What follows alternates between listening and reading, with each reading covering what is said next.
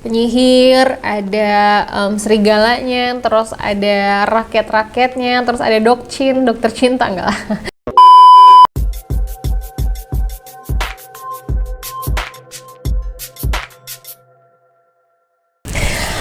Indri Anissa di sini dari NFT Academy Indonesia. Sebelum mulai, aku mau disclaimer dulu sama teman-teman.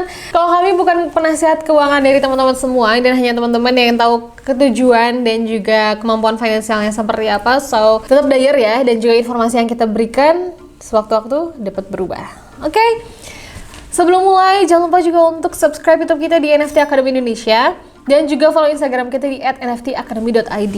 Kali ini aku akan membahas tentang 6 langkah atau 6 tips gimana caranya untuk membuat storytelling dari project yang kalian buat tentunya. Dan juga storytelling tersebut wajib hukumnya untuk diinput ke website official dari project teman-teman semua. Tips yang pertama adalah perkenalkan karakter secara mendetail. Nah, teman-teman kalau membuat project, teman-teman harus pikirkan nih, project yang teman-teman buat ini karakternya seperti apa, ada karakter apa aja. Misal teman-teman ngambil tema project kalian, temanya werewolf. Nah, di dalam werewolf itu tuh kan ada karakter penyihir, ada serigalanya, terus ada raket-raketnya, terus ada dokter cinta enggak lah. Ada dokter penyembuhnya dan lain sebagainya. Nah, setiap karakter itu harus dijelaskan secara mendetail. Misalnya dokter ini wanita, misalnya dia selalu membawa serum kemana-mana, dokter ini berasal dari mana, terus dia sekolah dokter bla bla bla secara mendetail. Terus juga misalnya ada si witch. Nah, si witch ini tuh harus dijelasin juga karakternya, kenapa dia bisa jadi witch, kenapa dia bisa jadi jahat, kenapa dia punya tujuan untuk membunuh orang dan lain sebagainya. Nah, hal-hal seperti itu adalah hal yang bisa menarik orang-orang untuk tahu lebih lanjut tentang proyek kalian dan akhirnya membeli. Karena ingat, they don't buy what you do, tapi they buy why you do it. Jadi storytelling itu hal yang sangat penting dan juga harus kalian punya di sebuah project. Dan juga bedah ya setiap karakternya. And next, siapa atau apa yang membuat kalian terinspirasi untuk membuat project tersebut? Contohnya, aku punya whitelist dari salah satu project namanya Wonder Wolf. Nah, kalau aku lihat dari gambarnya, nah, si Wonder Wolf ini kalau dilihat dari warnanya dia hampir sama kayak Ions, kayak Invisible Friend, dan aku juga nangkep bahwa si Wonder Wolf ini kayaknya dia terinspirasi dari dua project besar ini deh, karena belakang ini memang dua project ini adalah project yang hype dan juga floor price-nya tinggi. Jadi ya mungkin Wonder Wolf ini juga berharap projectnya akan sama seperti dua project besar sebelumnya. Dan juga si Wonder Wolf ini ingin menangkap market dari orang-orang yang emang suka sama Project Ions dan juga Invisible Friend gitu. Jadi teman-teman bisa lihat dulu teman-teman terinspirasi dari siapa dan bisa diceritakan di website officialnya kayak gitu. And the next step is apa yang membuat kamu terinspirasi dari orang tersebut atau project tersebut sehingga kamu juga memutuskan untuk membuat project.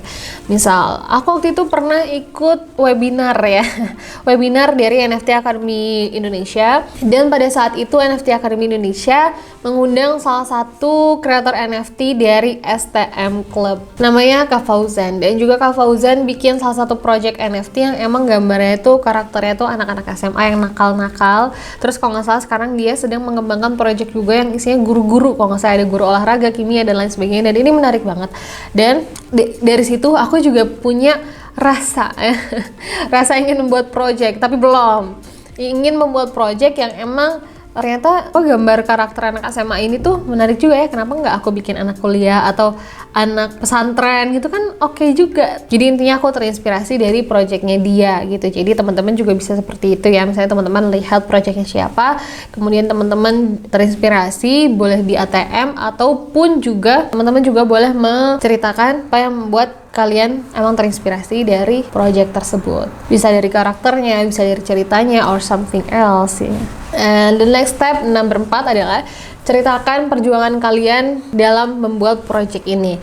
Kalau dari Kak Fauzan STM sih aku denger ya, perjuangannya adalah dia membuat project dari HP hanya Android aja, terus juga dia sedang membuat skripsi, jadi sambil bikin project sambil buat skripsi juga, kan luar biasa ya. Dan perjuangan tersebut bisa kalian ceritakan di website official supaya apa? Supaya menarik juga untuk para calon holders atau calon kolektor ya yang akan membeli project kalian. Number 5, output apa aja yang emang teman-teman ingin raih dalam project ini, project yang emang kalian buat ya, bisa disebut juga utility.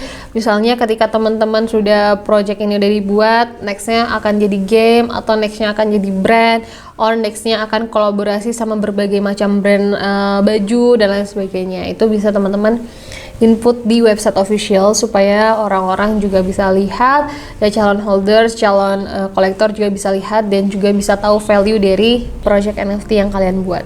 And the last step adalah kalian juga bisa pikirkan kemungkinan transformasi atau perubahan karakter dari project yang kalian buat. Salah satu project yang sudah memiliki ini adalah projectnya BAYC atau Bored Ape Yacht Club, di mana BAYC ini punya transformasi ketika membeli serum ya, nanti monyetnya bisa berubah menjadi menyeramkan nih contohnya. Keren banget kan, dan ini juga bisa dimasukkan sebagai salah satu utility dari NFT teman-teman semua, karena ini bisa menambahkan value dan juga keunikan dari project NFT yang kalian punya. So, itu tips yang bisa aku bagikan. Semoga ini bisa memudahkan teman-teman dalam membuat sebuah project dan juga mengembangkannya. Tetap semangat dan jangan lupa juga untuk do your own research. Aku Indriani Sasio on the next video. Bye bye.